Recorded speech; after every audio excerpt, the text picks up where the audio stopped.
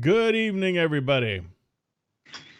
Good evening again. Welcome, Hey, Ken. everyone, to episode 588 of Line Upon Line. Tonight, it's Celebrate the Coming of Christ, our hero, whose disciples must be close to him or else. And tonight we have Stan and Chris, and as always, my friend on the other end, Dr. Ricks. If you would start us out, that would be wonderful. These are the Mr. Groner's higher quality groaning jokes.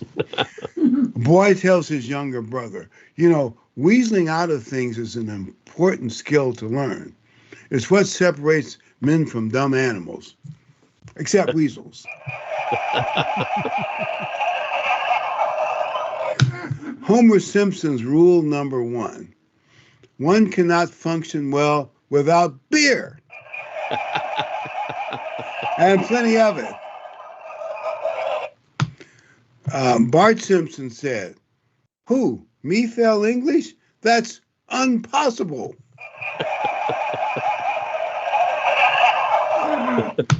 What did the letter say to the stamp? Stick with me, and we'll really go places. Now this last one is the pièce de résistance. You got to think about this when they get it. You got to think about it to get it. Okay.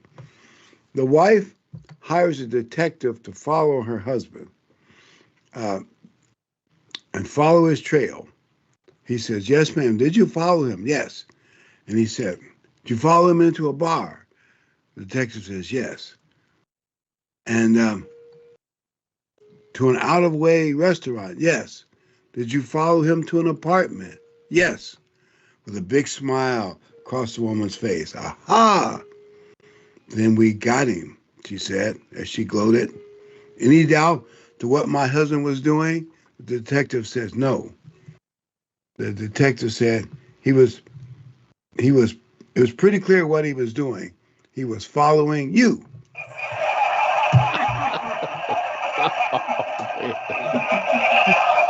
They said you have to think about that when they get it, right? I get it. She was cheating and she wanted to have... Anyway, never mind. Dirt on him, too. It reminds me of the Democrats. Whatever they're doing, they accuse the other side of doing it even worse. Yeah. Okay. What we're going to do is we're going to be looking... celebrating Christ as our hero, but we're going to look at some practical things that people need to do regarding Christ as our hero. And I think things that are really important to do. And I really believe, don't you believe it's the greatest moment in human history when that trumpet sounds and Christ returns? At least No doubt. we'll know that, but the rest of the world ain't going to think that. Yeah. I think the Jewish world will, and they'll mourn him and they'll realize their leadership. Actually, Christ was popular with the Jews, but their leadership didn't like him. They'll realize the mistakes they made. But the world won't know right away. That's a really good point, Dr. Ricks, that the Jews' leadership is what led them astray. And, could you really say that they weren't really at fault when they followed their leadership? I guess you could say they were at fault, but the leadership is what led them astray into believing Jesus who he really was. And, there is a scripture in the Old Testament that says, I think it's in Isaiah, that says even the nations will say, our fathers have lied to us. They're really going to understand for the very first time. Had a pretty good conversation with a guy this week about, what's going on in the world and the fear of wars and, all of these, the population, China and Russia, what they could do to decimate the United States. But, anyway, his fear of war breaking out in the world. Message after the tone. And I eventually told him, I said, well, I'm a man of faith, and I believe that God is coming back to save this world from, total destruction. And and that's really a part of the good news. And he kind of looked at me strange. I said, yeah, the good news, the gospel message, that's exactly what it's about. So hopefully that'll be prevalent when he does come. People will realize that it was real and that it truly is coming. And it'll be a great thing. Little by little, the world will realize that he's bringing paradise and the truth. And we might even, I'm not sure when, the Bible says there'll be a pure language. Now, when God does that and how he does it, but it could be right then. Think about it. You realize that at the Tower of Babel, just like that, he created probably many, many languages. He could, just like that, create in everybody's brain a pure language. Just like It could be, just like Pentecost. I mean, everybody understood that moment when Peter was giving his sermon, or the disciples, all the disciples. I think it'll be the same way. It could be very well the same way with Jesus when he speaks, or when when his message goes out, everybody will understand exactly what he's saying. How do you bring about a uniformity and unity to a world that is so divided? and language is tricky. It's not just affects, words. It's how you think. It's hard to even explain it, but it's how. So everybody will have the same thinking pattern. Well, God will do whatever he needs to do to get things worked out, but in a few years, it'll be a paradise. And that's going to happen when that trumpet sounds and Christ comes.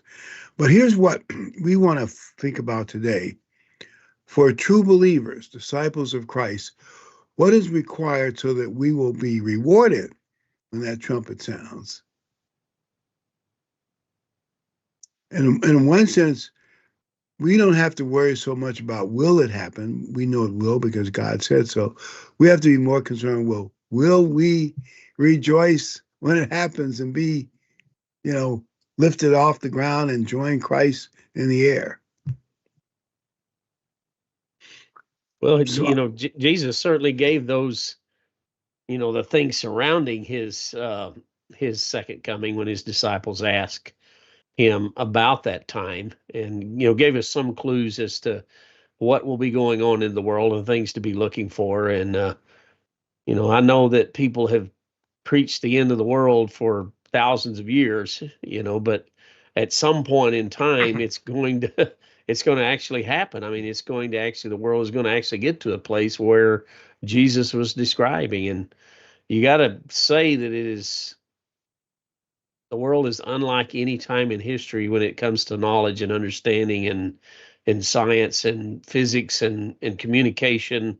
It's a unique time in which we live. It is kind of unique. I'm almost tempted to say people like Elon Musk, Donald L. Trump, are like world changers, game changers. They're unlike what you normally would expect. Mm-hmm. I mean, many other people are, Charlie Kirk too. But if you've been around as long as I have, we haven't had that many really change agents like we've had recently. And what it all will mean in the long run, I guess we will see. And how quickly things changed, can change. Constant. It doesn't stop. The world over. I mean, it's, some of these civilizations still live down in South America, have been there for 1,000 years. And, they still are uncovering some of these little tribes that have never seen outside world.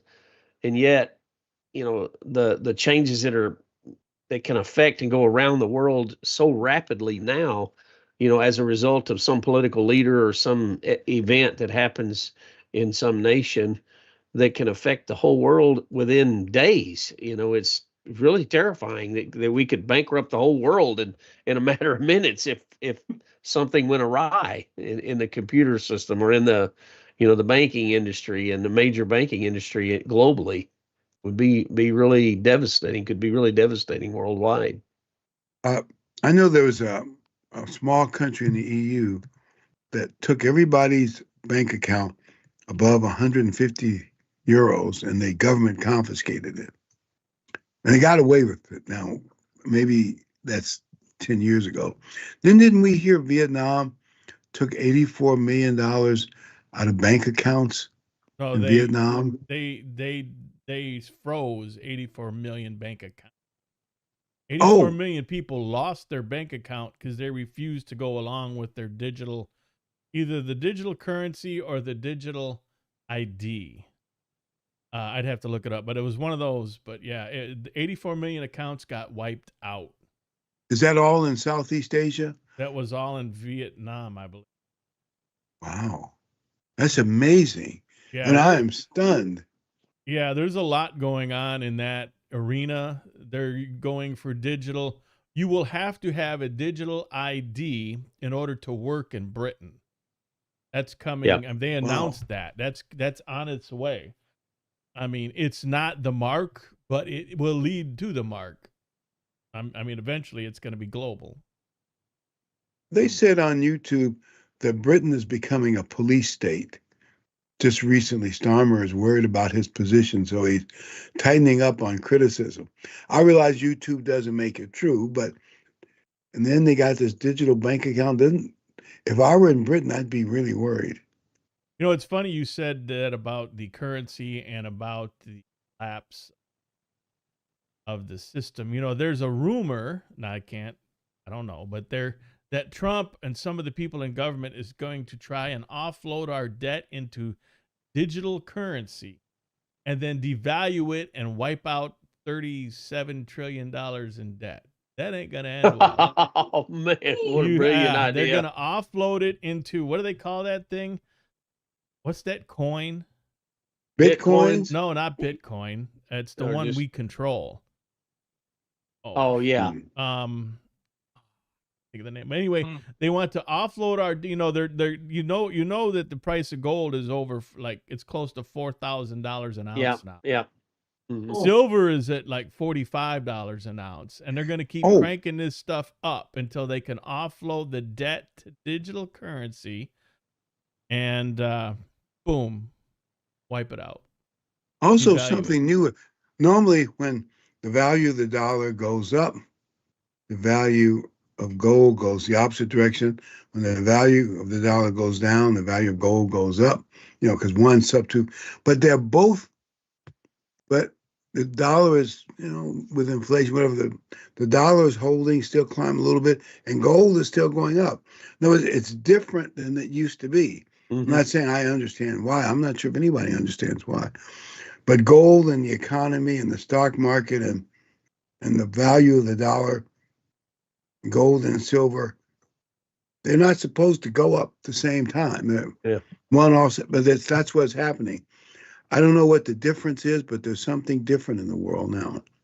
It's don't want to get you all worried about it. There. It's getting strange. We're entering a realm the world has never been in before. Kind of weird.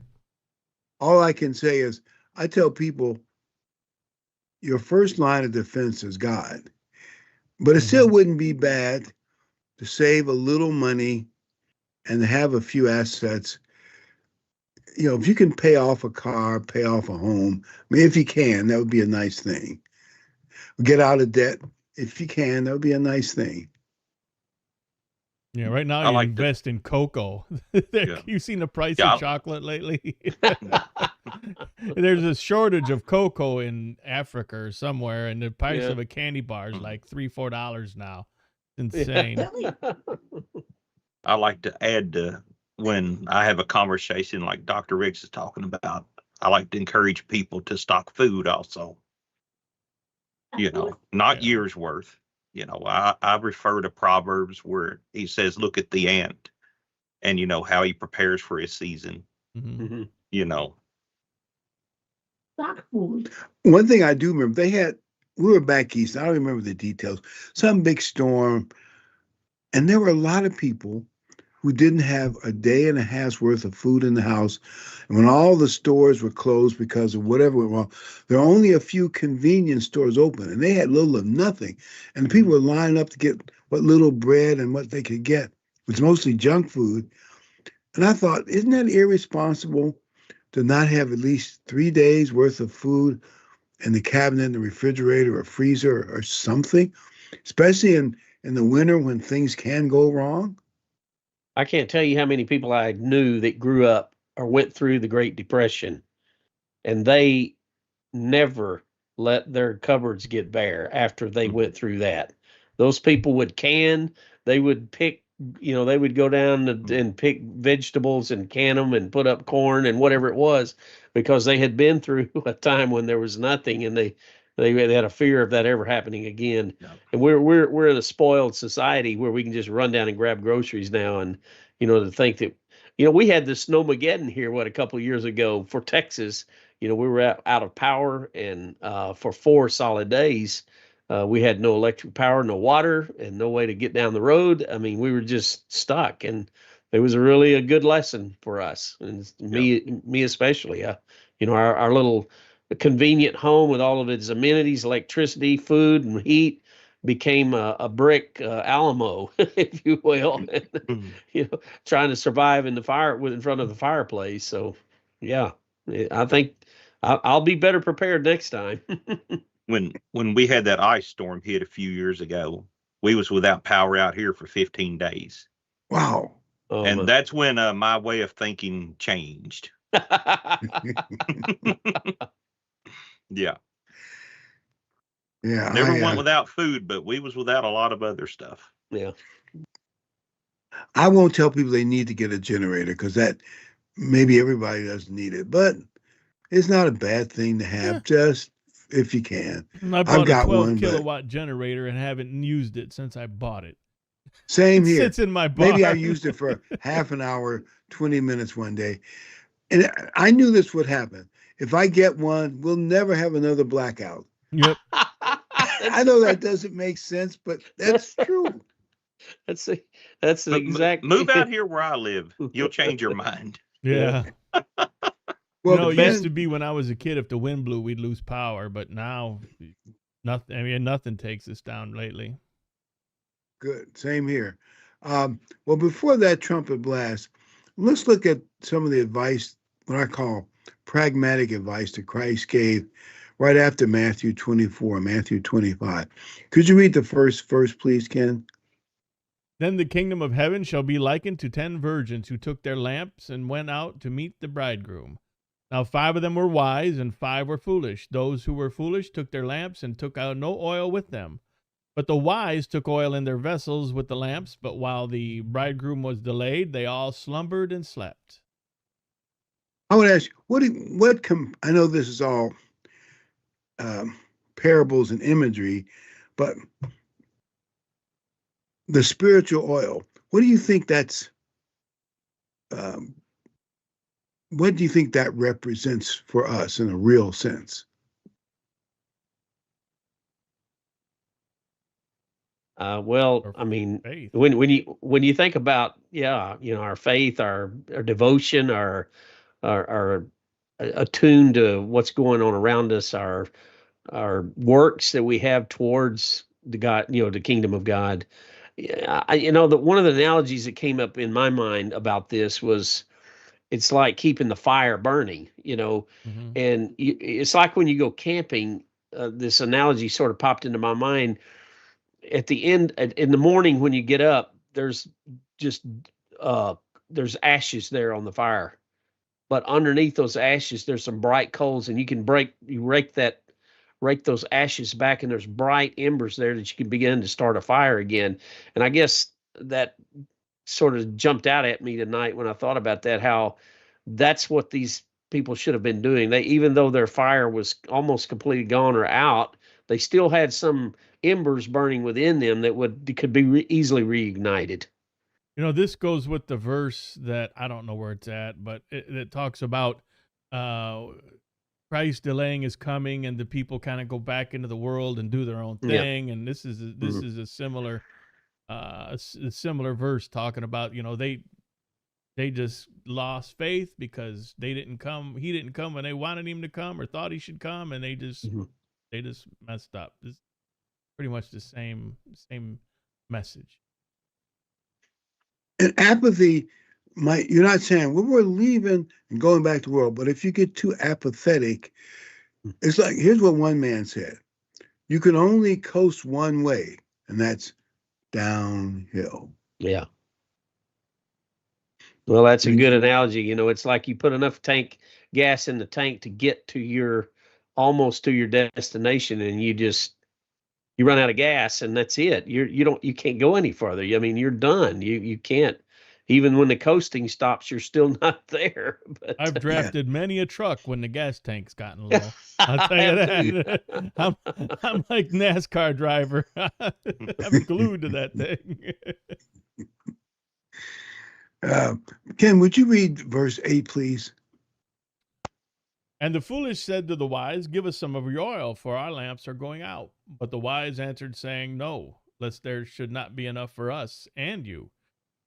But go rather to those who sell and buy for yourselves. I think that buy for yourselves means, in this parable, Christ is saying it's an individual thing. Your church mates, you can't ride on their coat sleeves as far as developing this spiritual oil and keeping something, like you said, Stan, stirred up. Well, it seems these words seems a little harsh when you read them just on the surface, as go buy for yourselves. I can't give you any of mine. That's almost seems unchristian that they wouldn't be able to give. But in this circumstance, in this subject matter, you cannot give what is going to result in your survival to the end. You can give everything else, but you cannot give this away. Each person, I agree with you, Dr. Riggs, it's an individual thing. You can't go in as a group. You can't go in because somebody else has paved the way for you, some other fellow Christian. It's got to be you alone and your relationship with God. Yeah. You have to look at it like this. If a person chooses to stop studying, to stop praying as much as they should, they start drifting into the world, then there's nothing anyone else can do for them other than to say, hey, wake up. Yeah. But they have to make that conscious decision to rekindle the fire, that they once had when they let's take the Church of God, when we first discovered the truth of how much it meant to us. And we couldn't wait to get another booklet to read it, to learn, Mm-hmm. Yeah. Kim, would you read verse 10 through 12, please? And while they went to buy, the bridegroom came, and those who were ready went in with him to the wedding, and the door was shut. Afterward, the other virgins came also, saying, Lord, Lord, open to us. But he answered and said to them, assuredly, I say to you, I do not know you. Again, words seem a little harsh, doesn't it? But the door everybody was warned. Yeah. The door was shut. Yeah. That's I guess, I don't know what that sounds like, to know that the door would be shut on you. It'd be devastating. And it is a warning. It is meant to be a warning. Yeah. I mean, isn't that really the scariest words in the Bible, actually? Yeah, absolutely. I agree. And you think about, how do you get to know someone? One of the first things is to talk to them. So I would say try to personalize your prayer. And I guess everybody is a unique individual, and you can look at the guidelines in the Bible and other places, but still try to personalize your prayer. Talk to God every day. Mm-hmm. So he gets to know you. And like you were saying, Chris, listen to the Bible to get God's thinking. Yeah, I mean, that's the whole purpose of the Bible, is God's words.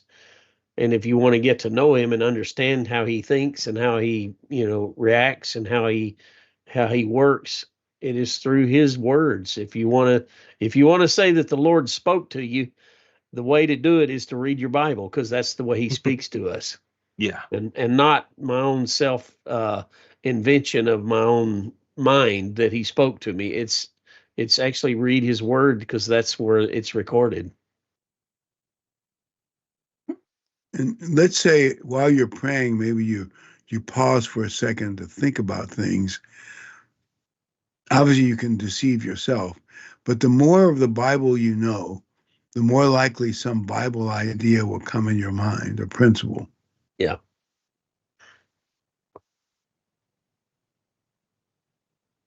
And maybe I have to reach out to the grandkids first or something. You know what I'm saying? You think it's that particular scripture. So now we're going to look at some of the real, what I call pragmatic advice he gave. Obviously, one part of the Bible doesn't cover everything you have to do. People write books and books about religion and God. But in this chapter, I think he gives two pieces of real advice that I think would be very helpful to all of us as we get ourselves ready for the coming of Christ. I call it practical advice on how to be more like Christ. The first analogy or parable he uses talents or gifts. Gifts and talents are like an investment. Like a guy, obviously, if you've got, say, your retirement savings and you got an investment officer and you give one guy a bunch of money, you give another guy a bunch of money, and you're going to really be happy with the man who knew how to make your investment grow. That's the analogy, and obviously makes sense. But let's look at Daniel 12:2 just for a minute. And many of those who sleep in the dust of the earth shall awake, some to everlasting life. Those who are wise shall shine like the brightness of the firmament, and those who turn many to righteousness, like the stars forever and ever. And maybe there are many ways you can look at this, but one way is we're going to be rewarded big time when Christ comes back. But also, he's going to look at turning other people to God. So I think that's part of it too. Something that I thought about it, when you read, like Romans 14 and other places, it's clear that everybody's not an evangelist, because Paul actually says that. So and he rattles off a bunch of gifts.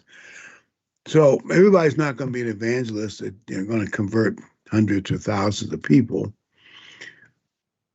But I think he means do what you can with what talent you have in the situation you find yourself. It's when you really think about that, yeah, there have been great evangelists down through history, but they're very rare. Peter, on the day of Pentecost, people down, Jesus, for example, some of the maybe some of the prophets are men down through history, but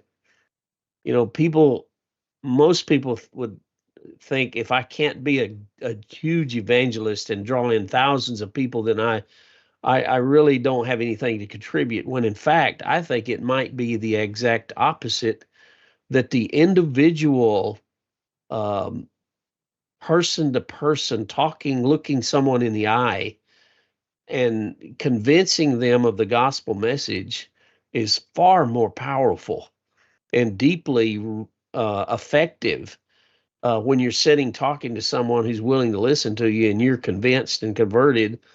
That might not be more effective than the occasional evangelist that proves to be successful. Yeah, that comes along every once in a while, but I think it happens far more times on an individual basis.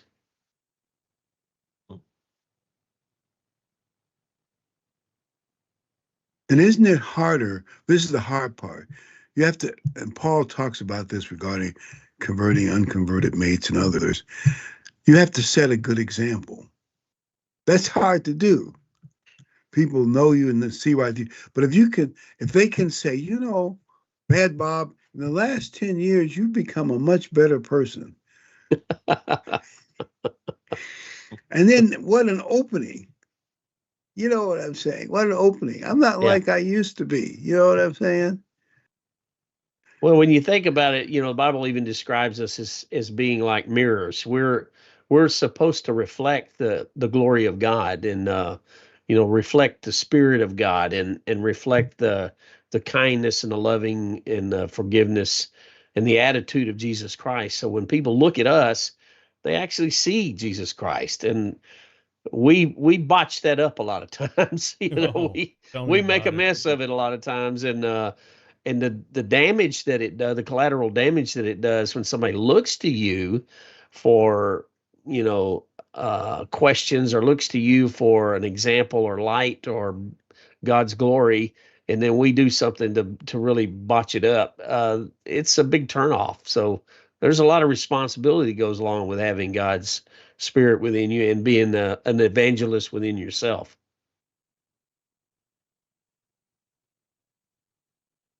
Also, even a part of, I think, let's say if you can be part of making your local church stronger, whatever you can do, minor things, small things, just being there, being an encourager, help with stuff, that's a positive effect. And also, let's say 50 local churches can make for a global organization that can have enough resources to push the gospel around the world. And your resources can help the bigger churches outreach.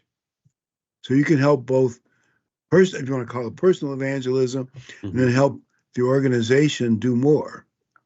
Because why be in a church that has no outreach, that's not even trying, maybe some outreach won't be as great as others, but not even trying to outreach. If you want to bring many in, help the church have a great outreach. The old saying goes, if everyone brought one person, just one person in their lifetime to church, you would double the size of the whole church or the whole organization. Yep. That's phenomenal. Just one person in a whole year. We can't invite someone to church. Are we that shy about what we believe, and are people that turned off at being invited to church? Maybe now it's a great time to do it with the enthusiasm that is out there to invite someone else to your congregation, and who knows what would happen. It's true. You never know. As I said, if you help the organization, maybe have a big feast, better feast. Some people, their first contact with the church is at the feast, which is a great atmosphere. You can add to that positive atmosphere. Let's get to another thing to look at. Let's go, this is still the same analogy, but Matthew 25:24, please, Ken. And then he who had received the 1 talent came and said, Lord, I knew you to be a hard man, and I was afraid, and I went and hid your talent in the ground. Look, there you have what is yours.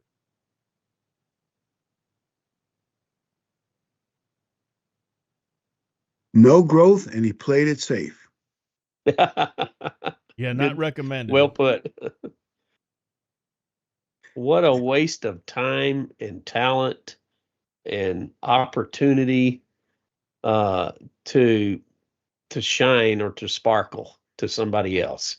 I mean, just like you said, Dr. Rick, just play it safe, to not a moment to show gratitude, not a moment to show exaltation or thanksgiving to God, and to let somebody else know the feelings that you have inside of you towards God and what He's done for you. That's the biggest thing. I mean, that's the biggest expression, I think, of what Christianity is all about, is what Christ did for you in order for you to have access to God and have the opportunity of salvation. And that news to be buried, it's almost it's unbelievable, really.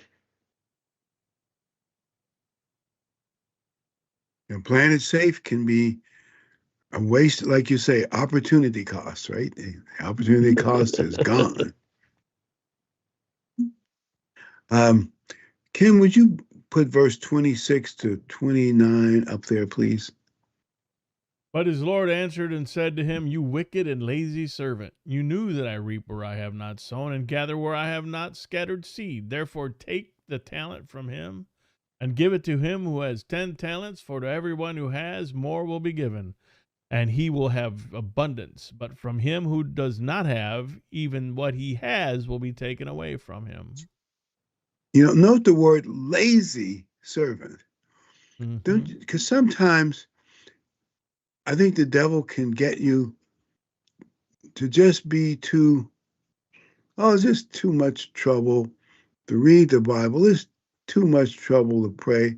It's too much trouble to go to church. Yep.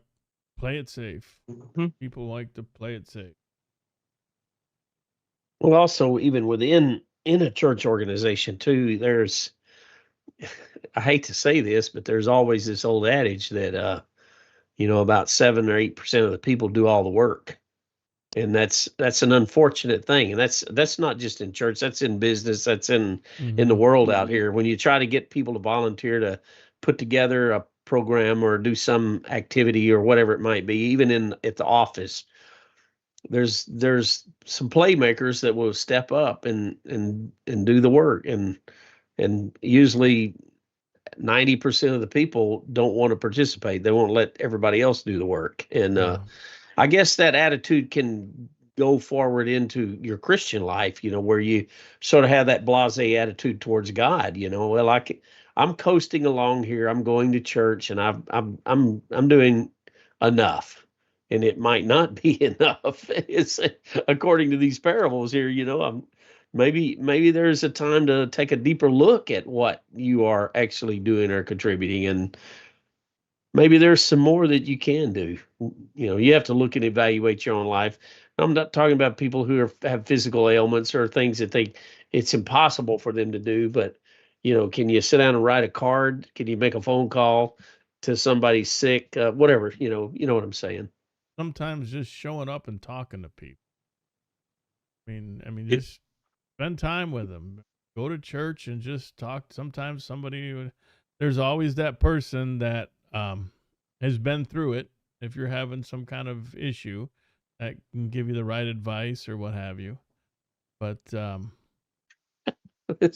I saw this joke where the preacher says, "Bring all your problems down to the altar," and this old fisherman's picked up his boat motor and he's walking down the aisle in church. I got this old Mercury. She leaking oil like crazy. It'd definitely be a Johnson. Yeah. But you make a good point there, Ken. It's sometimes showing up. You never know when somebody needs you. That's the motivation. Yep. Maybe somebody needs to come and cry on your shoulder. Maybe somebody needs you to put their arm around them or listen to their story to dry their tears. And if you're at home, you can't be there for that. And that is great motivation. Maybe, just maybe, somebody needs me today. And if that's all it takes to motivate you to go, then go, and you will be rewarded. I promise you. Mm-hmm. The rewards will be there for you, and you will get more than what you give. Yep. Maybe they're looking for somebody that fits them like you do, better than other people in the congregation fit them. So you're the kind of person they would go to. Sure.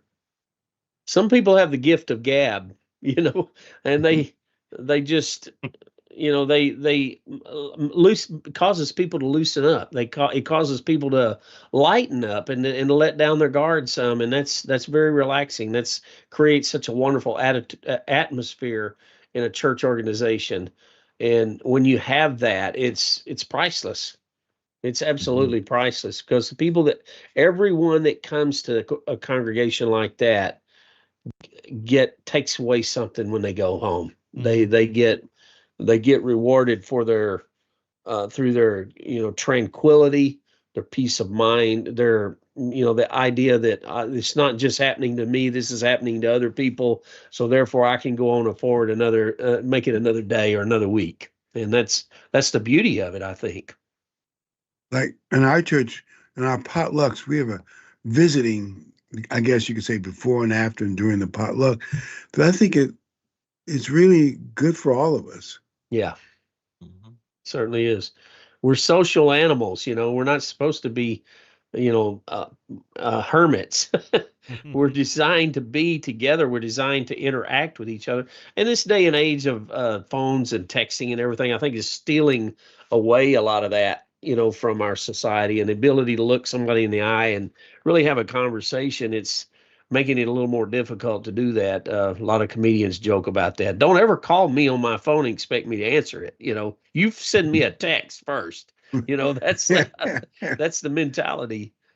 But to talk to a living, breathing human being, are you going to go into God's kingdom alone? Is it going to be empty? Is it going to be one person there?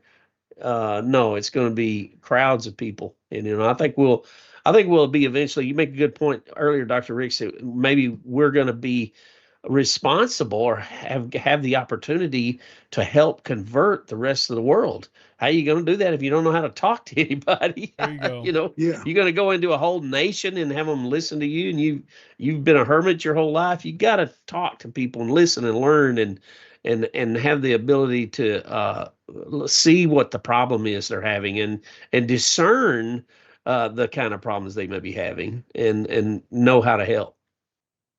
Have the courage to open up. Kim, would you read Revelation 21:8? We just covered this real quickly. We probably know it, but just want to mention it again.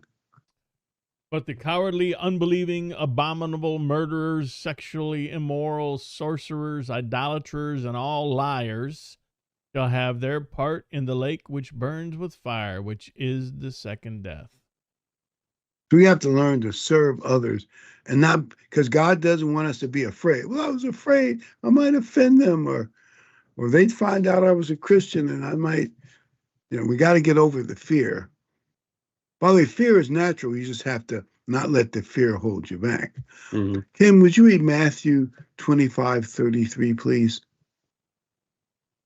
And he will set the sheep on his right hand, but the goats on his left. Then the king will say to those on his right hand, come, you blessed of my Father, inherit the kingdom prepared for you from the foundation of the world.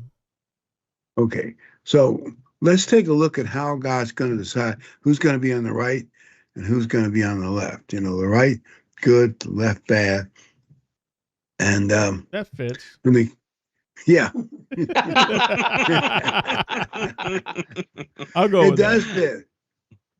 By the way, in the original parliamentary example that those things came from, I think it might have been France and Britain. The people on the right were closer to the church and God. Now, I will admit, well, that was the Church of England or whoever, but still, and the far left were more the radical socialists, Jacobins, and well, anyway, more like anarchists and leftists in the center, kind of in media. Actually, but I think the right was still considered closer to God as they understood it.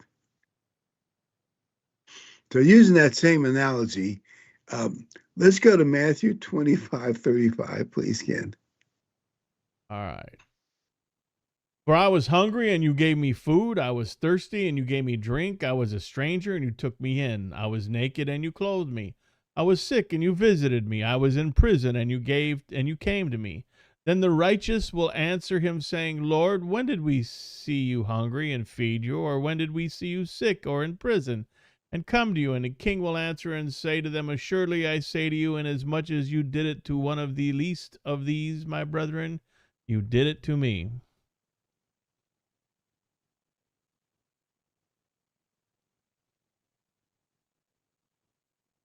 When I read that, I think to myself, maybe we should be looking for opportunities to help somebody.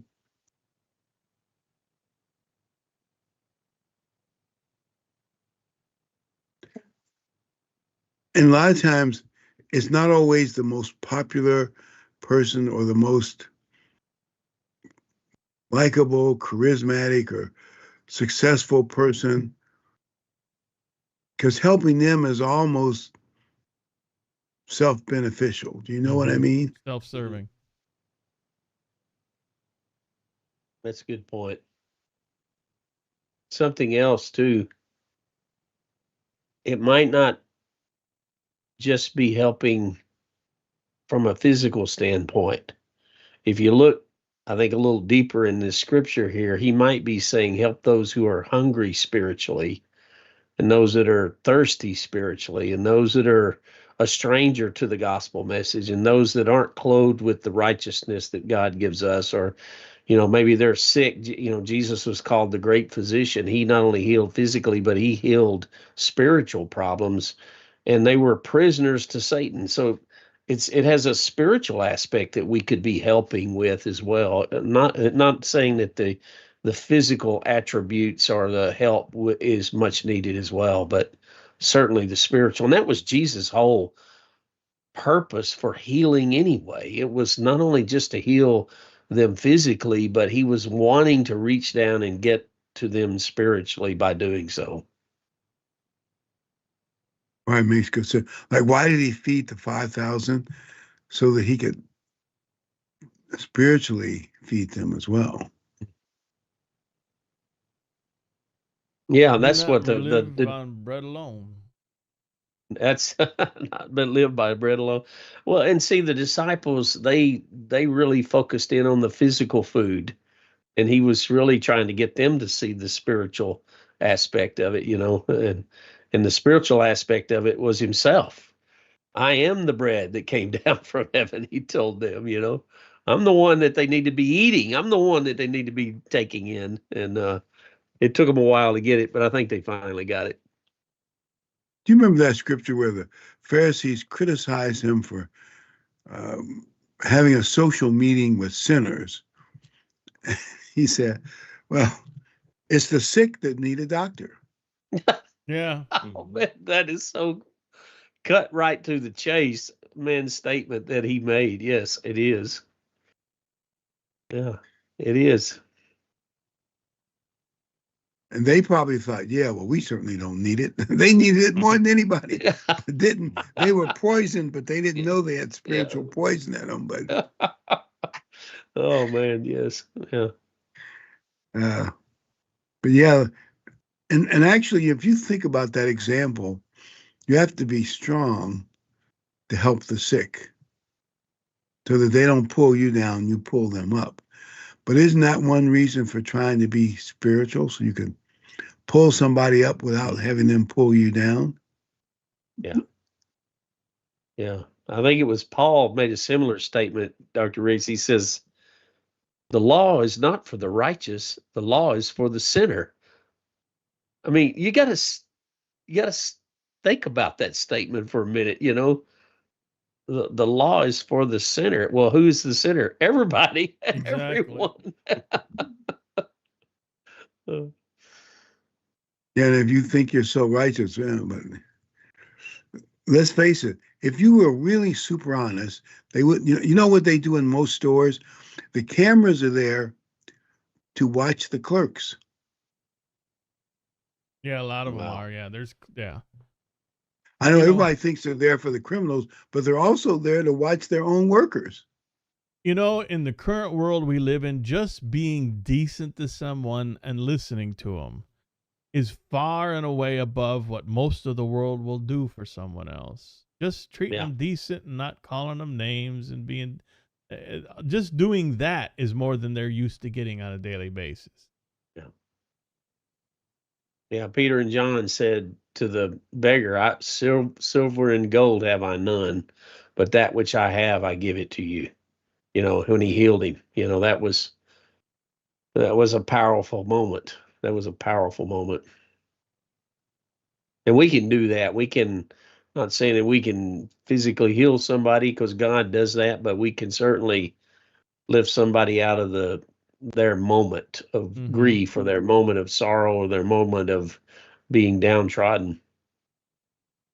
Have you ever been to a big store and you're working on a remodeling your kitchen, and the workers have talked to you before and they know what you're, and some of them are too lazy. They run off and scatter. Or they don't give you much help. In other words, I just work here. Don't bother me. Yeah. Yeah, don't make me do anything. And I think that statement about being lazy that we read before, is sometimes serving people is just as simple as putting out the effort. Yeah. And it doesn't take that much effort, to be kind and to have some kind words to say to somebody, It may not be well received, but you can still try. Yes. Kim, let's look at the other side of this. Will you read Matthew 25:41, please? Then he will also say to those on the left hand, just saying they're on the left hand, depart from me, you cursed, naked and you did not clothe me, sick in prison and you did not visit me. Then they will also answer him, saying, Lord, when did we see you hungry or thirsty or a stranger or naked or sick or in prison and did not minister to you? Then he will answer them, saying, Assuredly I say to you, inasmuch as you did not do it to one of the least of these, you did not do it to me. One thing about serving other people, it actually helps you in a spiritual sense more than it helps them. Yes, it can. Same thing can be said about prayer. It doesn't help God that much, but it helps you tremendously. Absolutely does. It's what it does to you. And I think part of, if we want to look at it this way, part of the practical side of being ready for trumpets is to make our prayers personal. Say something, and people ask, why doesn't God like rote prayers like the world has? Well, it's totally impersonal. With a prayer wheel, same principle, same thing over and over, but there's no personal get to know you. No, that's Well, I always use the example of, when you're a young man or young woman and you go talk to your dad, you don't say, Father, Father, Father, Father, Father 47 times.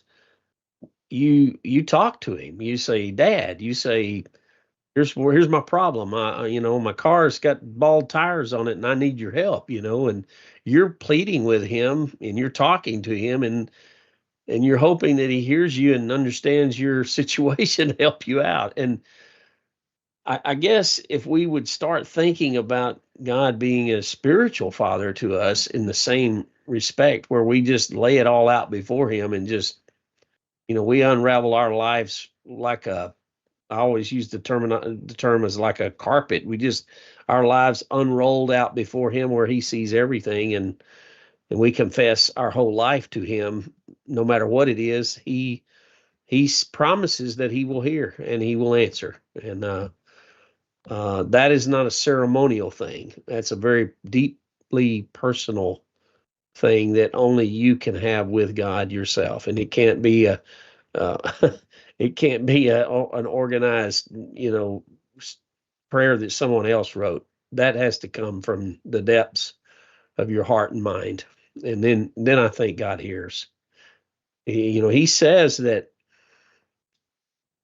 he hears the poor and contrite in spirit and that tremble at his word. Those are the people that he hears.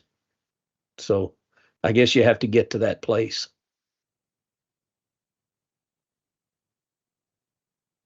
Yeah. Ken, would you read our last scripture, please? David is king, to whom also he gave testimony and said, I have found David the son of Jesse, a man after my own heart, who will do all my will. Yeah. That D might have gotten left out. Anyway, but David, a man after my own heart. And I think David did it because of the way he prayed. I always imagine he being 16 or 17, sitting out there guarding the sheep at night, the beautiful bright sky where you can just feel God by looking at all the stars, playing his lyre and writing songs in praise to God. And God saw that and said, look at that young man And look at the heart he has. And David, of course, David really danced when he brought the ark to Jerusalem. And, David loved God with an enthusiasm. Now, obviously, we're not David's, there's only one David. He got more ink in the Bible than anybody. But, and Christ came in the lineage of David, which is quite an honor to David, genetically and legally. But we can still follow that example, try to be warm and personal with God in prayer. So he gets to know us, really know us. And you might even say things like, God, because David said this, you're a little slow in answering this prayer. They're putting pressure on me. Why don't you show them something or whatever? You know what I mean? David complains now and then in prayers, but he generally ends it in a positive white light. Mm-hmm. But it's not all this form. He said, look, these bad guys are getting away with it. And don't you feel that way sometimes? The bad guys seem to be getting away with it for the moment. Yeah, for the last good 10, 15 years, yeah. But in the end, they usually would realize, but in the end, their fate's going to catch up with them. But now they're sweating a little bit, and that's enjoyable. What was there a photo today? Was there a mugshot today that I missed or something? Because I really like to see that. I don't think they did what the Democrats did, do perp walks and humiliate people. I don't think they did the perp walk stuff. Or if they did, I didn't hear about it. I want to see orange jumpsuits and leg irons pretty soon. That would make me very, very happy. Well, justice is not a bad thing. No, it's not. Even if you forgive them, like if Mrs. Kirk forgave the shooter, I like what you said. Charlie was trying to save young men like him. That still doesn't mean he shouldn't face justice from the government. Of course not. Yeah. I want an apology from YouTube for our takedowns and our suspension, and I want all that. They owe me. They owe us all. They owe the church that got a couple taken down. It's just all of a sudden now it's all good. You can say anything you want. Like, really? Oh, yeah. If you even thought the election could possibly be false, down you went. Oh, yeah. Now, a lot of evidence is coming out. Oh, well, going to now. And we'll get it. Goes right at the top, all the way down, stuff they were doing. But they're trying to restore accounts that they had permanent bans, and they want to give them their accounts back. All of a sudden, it's all good. We want to make nice. So there's another example of David that a lot of these people could take to heart, and that is when David did wrong and Nathan the prophet came to him and told him what he did. What did he do? Did he try to hide it, or did he repent? Yep. He repented. And so all of these that have done wrong, and they know they've done wrong, they know they've been doing wrong, they could follow that example, and the country would be a much better place. Yeah, ain't none of them people repenting. No. I would even argue you could make a case that God loved David even more after he repented so deeply than before. I mean, maybe he didn't, but I think it's possible he loved him even more after he repented so deeply. I mean, what a prayer Psalm 51 is. Yeah. Okay. Probably can't talk much prophecy, but I wanted to just bring up one question about the future. One question, because I know we're running out of time. One question, and that is, America is having some level of revival, like we did after 9/11. Maybe in some way we were more unified then than we are now, but even still. But the revival didn't last long after 9/11. The devil backed off any attacks, and America soon, we just morally went downhill and divided and all that. Will this Kirk revival, even among, let's say, the center and right, will that diminish in a few weeks, or will it continue?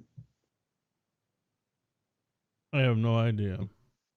Only time will tell. Yeah, I think it might continue actually for some time, but I don't know. We're gonna keep the left is gonna keep putting pressure and causing, I think, people to force people over to more of a nominal Christian position because the left is losing its mind. They have what is it? They have left wing gun clubs now where they think they need to fight back against the conservatives who ain't shooting them, but they're shooting conservatives. It's not. I think they're going to keep pushing people towards probably a nominal Sunday church type setup. Will we get a couple? I don't know. One thing I do, we recorded the Charlie Kirk service and we watch it little by little. And I listened to one lady's analysis of it, and she replayed comments by Tucker and different people and Trump, and that was quite an impressive memorial. If I base it, and it's now estimated 300,000 people showed up in Phoenix, and they had two stadiums. I didn't know the one across the street was full too, and the others just went home because they just couldn't get in. You had to be there like 4 a.m. to get in for sure. That much interest and 100 million viewers around the world. I'm thinking this is going to last a little while, and maybe several years. Now, obviously we can be wrong. We've been wrong. Anybody can be wrong, but it appears that people, or at least I call the right and the center, not the left, but the right and the center, are taking this stuff seriously. Mm-hmm. But we shall see how long. I'm hoping it lasts. Now, Erica Kirk and other people around her did a great job on the memorial, and they might do a reasonable job keeping it going. Mm-hmm. But we have seen a few things this week that could push towards, could be prophecy news. I mean, NORAD detected some Russian warplanes the other day, and we had to scramble our fighter jets to intercept or to warn off them. Most of the world wants to make Palestine an actual country, a state. Yeah. And as soon as you're made a country or a state, you can field your own army. People can you can buy weapons and arms, and you can put an army together. And you don't think the Arab world wouldn't force an army in there overnight? Yeah, that could push things pretty quick to a bad place. Did you hear what Netanyahu said? He said it so well. Not many heard it, but he said, you're rewarding Hamas. But he said, it'd be like after 9/11, you rewarded the Al-Qaeda groups, you rewarded them with their own separate nation 1 mile from New York City. Because the PLO would be like 1 mile from Jerusalem. Yeah. See how well that's going to go. Yeah. It's Did crazy. you also hear him say, "Let my people go"? Yeah. Let all of the hostages go, all 48 or 43 of whatever's left. But that term, "let my people go," resonated with Christians. I guarantee you. Yeah. That he was he liked Charlie Kirk too. I mean, he even had something to say about Charlie Kirk as well. So, I mean, the guy that made an impression on people that far distant around the world, in that numbers, I think it's become very political, the idea of Charlie Kirk, especially with the left, I think. But I think it's certainly a temporary turnaround, and I hope it lasts. I hope that it does last longer than 9/11 did, when people were filling the churches. But maybe it will maybe God will open the door to repentance to the people that see and recognize that message and the impact that it had. And maybe it was a wake up call. I don't know. But if it brings people to their knees, it will have succeeded tremendously. And I think God would bring that to fruition if it were. And like you said, Ken, if something were to happen in the world in the next week or two or months that was really, prophetic, that people would recognize to be very prophetic. It could be some added catalyst to this movement that would cause people to cement their position of being a Christian, and that would even be more fantastic. And the world is ripe for that kind of. I mean, it's something new every day, every hour. Yeah. Something new, crazy happens. Another thing that could be looked at as prophetic, and to one extent or another, is the Prime Minister of Britain said they're going to have a digital ID, and unless you have the digital ID, you cannot work. All adults What have in to the- have this digital ID, or you cannot have a job. I worry about Britain. Pushing forward. I do too. Dr. Ricks. I worry about the influence of the foreigners that have come into their country, practically pushing out the native Brit. They're becoming the secondary citizen in their own country. Yep. And the liberal Brits are working with them. It's like they call it the green and the red against the traditionalists. Both sides think, well, once we totally get rid of the others, then I'll straighten them out. But I think the Muslims probably are gonna prove a lot more violent than the left thinks. Anyway. But I heard a guy say online. He said those 2 million people that came out for Charlie Kirk, that's the first bright thing he's seen in England, I guess, from Mr. Robinson, organized it, in like a decade. Wow. And is that enough? But in history, Britain had some kind of revival. I think in the 1700s when they were getting more and moral, and it kept Britain stronger longer.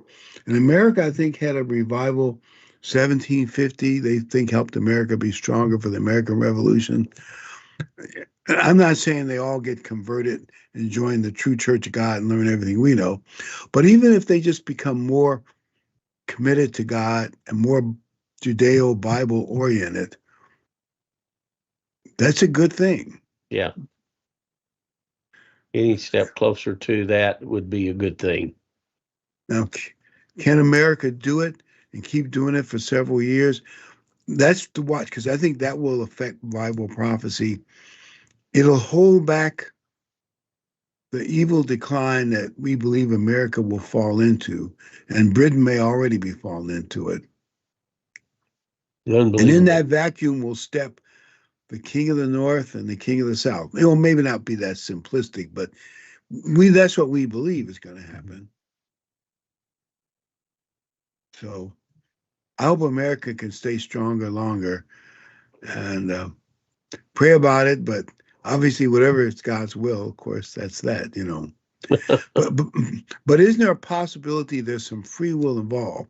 God is looking at the American people in general, and if a reasonable number really want to follow God, he may bless us longer. Mm-hmm. It only took 10 for Sodom. Yeah. You know what I was going to do the other day? What was the population of Sodom? We don't know. And I wonder what percentage 10 is. And what percentage of the United States or the world it would be this, the same percentage. I was just thinking about it while I was driving the other. Well, I've gone through that thought process before, imagining what are the odds, of Christianity based on the world population, and, what's the odds of the true Church of God, membership of the true Church of God based upon the world population. I mean, it's 1 in 10 million, I looked it up. Yeah. I looked it up about a month or so ago. There's roughly, if you add living, United, and what's the other one? Agua. The three majors, it's like 42,000 or 45,000. So if you figure all the independents are double that, you're under $100,000. They'd fit in the football stadium. Yeah. Out of over 8.2 billion people. Right. You can put all the probably, just a guess, of the called out Christians into one tiny little football. That's I think it's that is 0.001. It's either 2 zeros or 3 zeros, 1-2%. yeah. It's minuscule. It's a lot of work to do. It's a couple of grains of salt in the big bowl of mashed potatoes. There you go. Yep. But the but is, you never know what God will do. No. So therefore, we should keep doing what we can do and see what happens.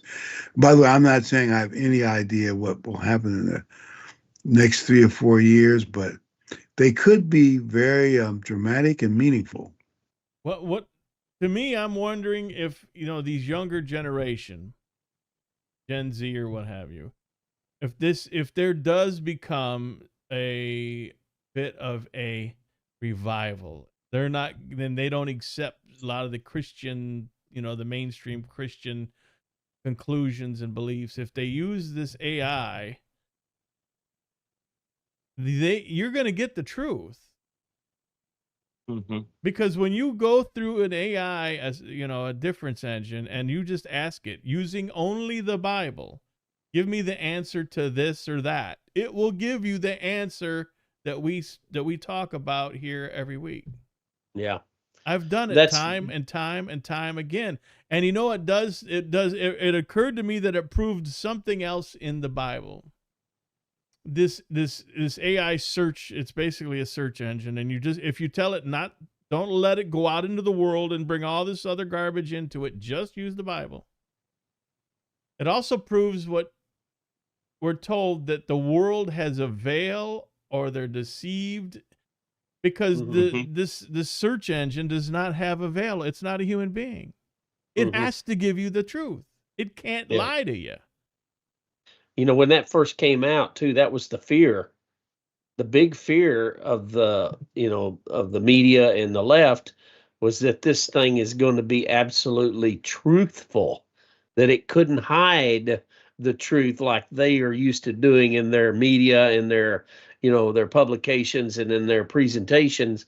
But this thing was actually going to go out there and just give the blatant truth, and that would destroy their whole mission and their tactics. And you're right. I think it's maybe this new generation. I did a sermon not too long ago about I wanted to call it the fourth generation, because usually if you look at history, you look in examples in the Bible where, like, Hezekiah, and his son, and his evil son, and then his evil grandson, and then along comes the fourth generation of Josiah, who was a righteous man. It was like it took the decline of several generations before what emerged was somebody who wasn't polluted with all that to be, a man of God and to return to the ways of God. So maybe you're right, Ken. Maybe this next generation will be the ones that are returning back to a revival state. And maybe that's I thought that was very insightful of you too, Ken,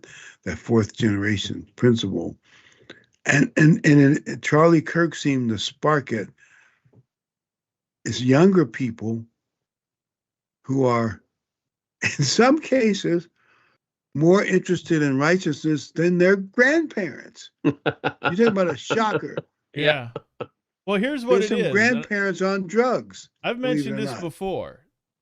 Who are they going to rebel against? They got to rebel against the left. The right had no power in the last 10, 15 years, hardly. The right didn't set all this DEI up. They got to rebel against the left. They have no choice. And once and what I've said this many times in the past, once they learn they've been lied to, this is all trash, that the slaveholders were the Democrats, not the Republicans, the KKK. Once they realize all this stuff that they've been told their whole young lives was a lie, and now they can check it out because of the web, they're going to get mad. They're not going to be mad. They ain't going to be happy. It's going to be hell to pay when these young people learn that they've been lied to their whole bloody life. And they're going to rebel. And if you nail down a question, like I said, and I know Chris did it. He said something about the state of the dead, or if you ask, does the Bible say that the I did it? Does the Bible say that you don't have to keep the 10 Commandments? And it went I mean, it's like, no, Paul was very clear about this. No, the 10 Commandments are not done. This is their own invention that they put out. It's going against them. Yeah, it has no blinders. No, it don't. It can't. It's not blind. What Ken was talking about, I used his term, using the Bible only. What is the state of the dead? That was the question. And it gave me the sermon not a sermon, but the answers that Church of God ministers have been preaching since its inception. Every verse that we use, it pulled it up and described it accurately. Yes. It's a little strange when you do it. It's like, that means to tell me they're going to do what the internet used to be much better. 12, 13 when it first came out. Search engines. And then they put all these algorithms and restrictions and their marketing where they drag. Anyway, it used to be based on hits and a whole bunch of logical things. Now it's based on who pays the most money, which server, Google or whoever's controlling it. And they make truth so much harder to get.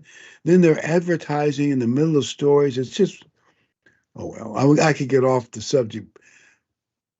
But I hope they don't mess up AI like that, too. Corrupt it as well. Stan was right. The first thing, once this came out, the Biden administration said, whoa, we got to get a hold of this. We need some laws. We need to go through Congress. We need to shut this down. We need to change the algos. We need to fix this because we can't have it telling all this terrible stuff about the world and us because, we got to control the news cycle. Yeah. Truth, just like they said at the funeral, Tucker said, truth is a threat to the establishment. Yeah. At least a lot of establishments. And so they don't like it. And, I know it's time to quit, but I just thought I'd mention that. So when you hear this program line upon line and we're saying things the establishment won't say, that's a more indicator that it's real truth. Oh, by the way, I want to add that we won't be here next week. A lot of us may be on the road headed for feast or what have you. So we won't have a program next week. And the week after, we should be live from the feast. Now, we're going to attempt to get Dr. Ricks in. And you're going to have to get me, Brandon, or whoever I'm going to talk to on your end to set up your side of it, maybe. But we're going to try and do that from Branson to Myrtle Beach, and then we'll feed it out from there. Isn't there a special start time you mentioned? Oh, yeah, we're going to be on an hour early. So we'll be on at 7 Eastern, 8 Central. And if you're in the West Coast, you like lunchtime. I don't know. Whatever that is. Oh, is it 8? You sure it's not 7? No, Central? we're already 8 o'clock Central. It's you 8? got it backwards. Or no, I got it right. Yeah. 8 Central, 7. Yeah, 7. It's 7 Central, 8 Eastern. 7. Yeah, that you got it. It's 7 Central, 8 Eastern. Because I know that confuses people. Anyway, we'll go. It's 7 early. Central, 8 Eastern. Yeah. Yep, 7 Central, early. 8 Eastern. Yes. Yeah. But we're going to be 7 Central for Branson, 8 Eastern for Myrtle Beach. Got it. Hopefully. And if we make it work, we can do that at the feast in future years too, maybe. Let's hope you do, because it's the Bible study at Green Turtle Bay. Yeah. So we're streaming at Green Turtle Bay. Yeah. Oh, I think if you bring your computer, Chris, can you pick it up on if you bring your home computer, can you show it at Green Turtle Bay? Yeah, that's the plan. I'm gonna hook it to a projector in my laptop and show it. Okay. Mm-hmm. Hopefully we can make it work. Anyway, we'll worry about. We might need to buy a YouTube thing. If the TV there is too old, you have to have this YouTube. No, it's a Roku thing. Yeah, Roku. It's a Roku thing. What? And it'll make an older TV work, the feed. Okay. And Remind me to buy one to bring with us. Where do you get them? And we can buy them at any store, I think. And we're going to stream live A from Myrtle Roku thing, Beach. about $50. All the services. I'm telling will my stream. wife that, so I'll remember to do it. And I know That's what all husbands do. And the church, the main church site, also will stream live from Panama City Beach, and they may also have someone stream from another location on that channel 1 or 2 days. Michael said so. And then everybody Hopefully needs to they'll pray stream. that these hurricanes don't wipe us out at Myrtle Beach next week. Don't flood us out. We got like what, 2 or 3 hurricanes and a storm headed there or something. I don't know. This, by the way, in spite of what they said before, this year, all storms have remained offshore. Did you know that? Mm-hmm. Now, you have some rough winds in North Carolina for surfers and stuff, but if you're dumb enough to swim in high surf, one guy I think did drown. I think he did. And it's almost your fault. Oh, I agree. And they warned them that you can't surf, but they said, but these are the biggest waves we've ever seen. You want to hear something crazy? I know this is overtime. I'll try to make it quick. I already told the affiliates we're going late, so we're good. There was a lady who was so into Trump derangement syndrome. She says, I'm pregnant and I'm going to take this large dose of Tylenol just to prove Trump wrong. Well, she had kidney failure. Or was it liver failure? Well, I think it's liver failure. She's now in intensive care and may not make it. Oh. Who is? Just to prove Trump, some lady. Oh, just to Tylenol, prove Trump wrong Yeah. about Tylenol. You talk about crazy. Yeah. If they warn you something is risky, well, I'll prove them wrong. I'll do it. That's really bright. Yeah. Also, don't forget Thursday is Atonement. The Day of Atonement. Yes. So we'll be celebrating that. Yep. Well, good night, gentlemen. Thank you for an interesting program. Thursday. We'll see everybody in 2 weeks, and enjoy the rest of your Sabbath, and good night, everybody. Good night. Good night. Night. Good night.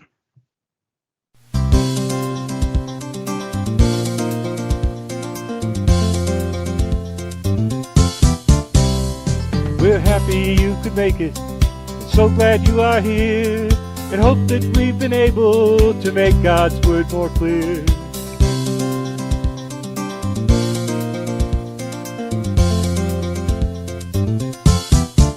Until next time, may God be with you in everything you try. But for now, till next week, we have to say goodbye.